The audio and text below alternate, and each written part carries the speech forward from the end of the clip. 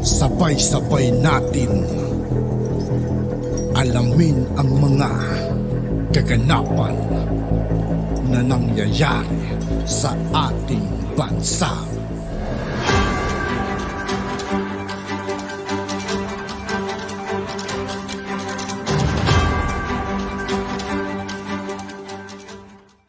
Yo, what's up mga kaibigan? This is Aitoki po again. Ngayon nandito naman ulit tayo sa channel ni Banat Kapanig TV. Dito naman ulit tayo magbibigay ng komento at reaksyon. Kaya samahan niyo ako guys. Let's go! Unahin na po natin isa-isa to. Unahin na po natin to si si Rapi Tulfo, no? Alam na natin nangyari, di ba? Hinamon siya. Kung gusto mo makatulong, sabi ni Sara Duterte, gumawa po kayo ng batas. Ay pagbawal ninyo yung voluntary contribution. Kasi ang inaangal ni Tulfo, nung naglilitan niya siya, ano yung inaangal? Yung voluntary contribution ng PTE. Di ba? Ayan. Kaya sabi ni Sara Duterte, kung gusto mong makatulong, gumawa ka ng batas kasi senador ka eh. Aba, na-challenge si Tulfo.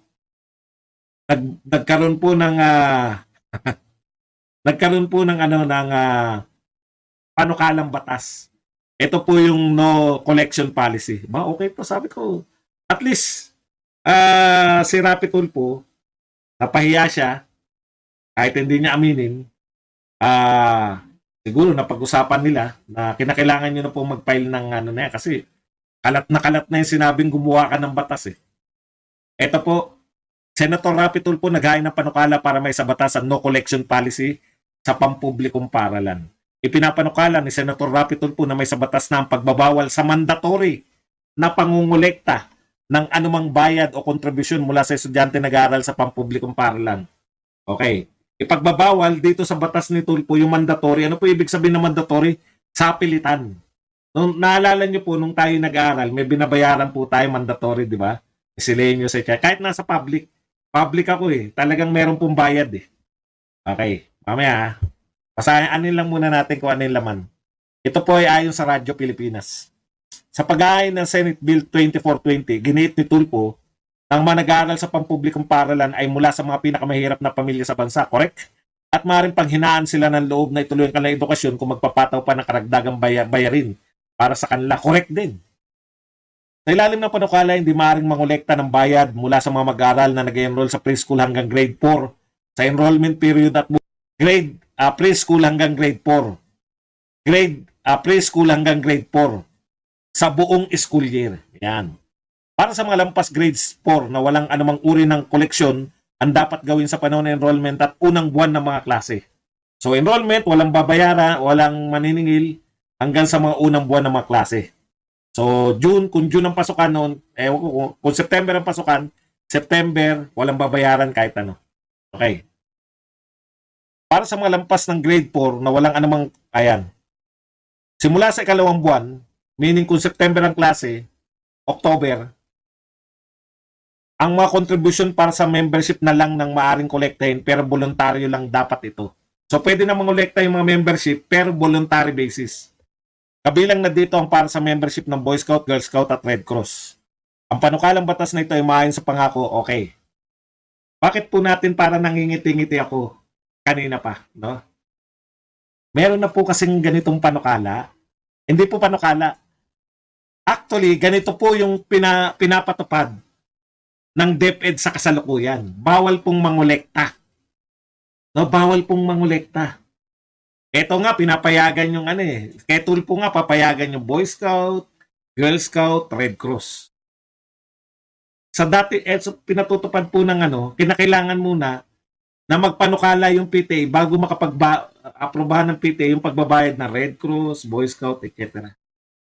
No? Ang tinanggal lang ni Tulfo, wala ka na makikitang PTA. So dapat, hindi na po yan na kasi ginagawa na po yan ng DepEd ngayon eh. Dapat ang nilagay mo na lang, eto kasi magiging problema. Dito ba sa batas na to, tatanggalin na yung PTA? Pag hindi pa rin tatanggalin yung PTA, di wala pa rin. Wala naman nakalagay na tatanggalin na yung PTA kasi po ang PTA ay legal na samahan ng mga guro at mga teacher. Ano man pagpasyahan nila ron, at doon po nagaganap yung voluntary contribution. Senator Tulfo, matagal na pong pinapatupad na bawal na yung mandatory collection. No? Maski po yung mga membership ng Boy Scout, Girl Scout, Red Cross ay hindi na po mandatory, voluntary na rin po. Matagal na po yung pinapatupad ng DepEd. Magtanong po kayo. So ano pong bago dyan? Ang tinatanggal nyo lang yung, hindi nyo rin naman tinatanggal yung PTA. So mag-aaksaya po kayo, i-deliberate po yan, samantalang yan ay ipinapatupad na ng DepEd ngayon. Dapat nag-interview man lang kayo ng DepEd. So kung hindi mo tatanggalin, Senator Tulfo, yung PTA, wala doon sa panukala eh. PTA po yung nagpapanukala ng voluntary contribution para po sa inyong kalaman. Kung wala po doon sa panukala nyo yung pagtatanggal ng PTA, wala po yan. Dati na yung ginagawa. Wala na pong mandatory collection. Dati na pong ginagawa na walang collection mula po sa grade ay mula po sa mga unang buwan ng pasukan, wala pong collection na. Matagal na pong ginagawa yan ng DepEd.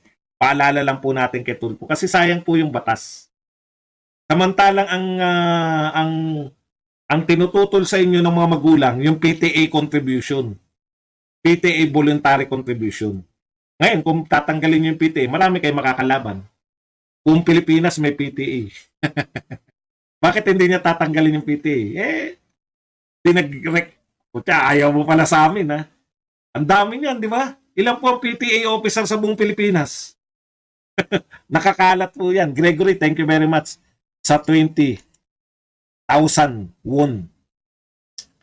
Okay. Kaya, para lang po masabi na nagpanukala po siya na no collection policy. Pero, tanungin niyo po yung DepEd muna, no? Senator Tulfo. Medyo kabisado ko yung galawan ng DepEd. Matagal na po yung no collection policy na yan. Matagal na pong walang mandatory. Kahit po wala kang ibayad, okay lang po. Dati nga pag nasira natin yung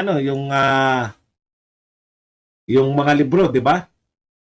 Pagbabayarin tayo pag nawala natin libro. Pagbabayarin tayo ng mga estudyante tayo. Ngayon po, patutunayan mo lang na nawala mo yan, binaha yung libro o ano.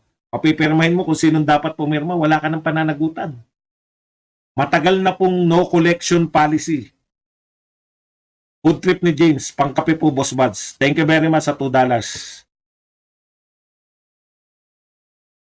Okay. Punta na po tayo dito sa ibang balita. Sana naliliwanagan po kayo, no? Matagal na po yan. Hindi po yan parang repetition po.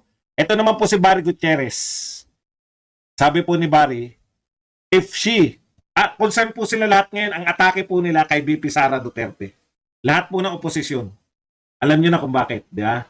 Alam niyo na kung bakit? Same. No? Atakehin yung mga Duterte kasi yan ang pinakamalakas na kandidato.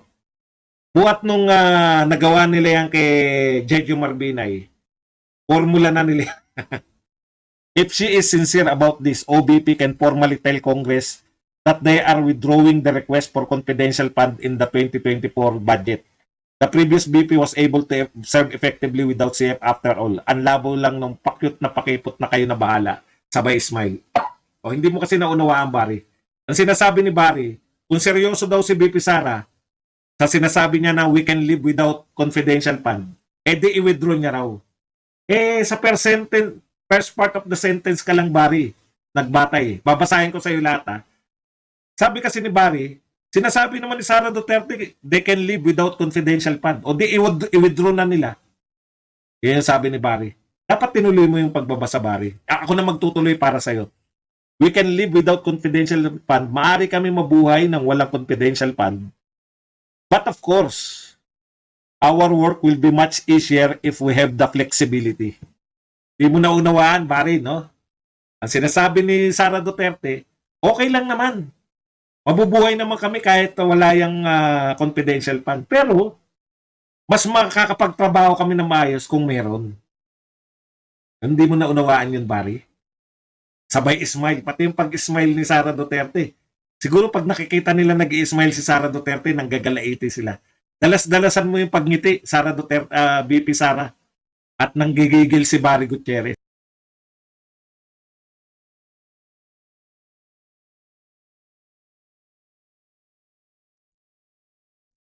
Yun nga po mga kaibigan, dito po nagtatapos ang ating reaction video. Muli ako po si I2K ng Sundalo ng Dunggalo. Maraming salamat sa patuloy na pagsuporta. Yeah, peace out.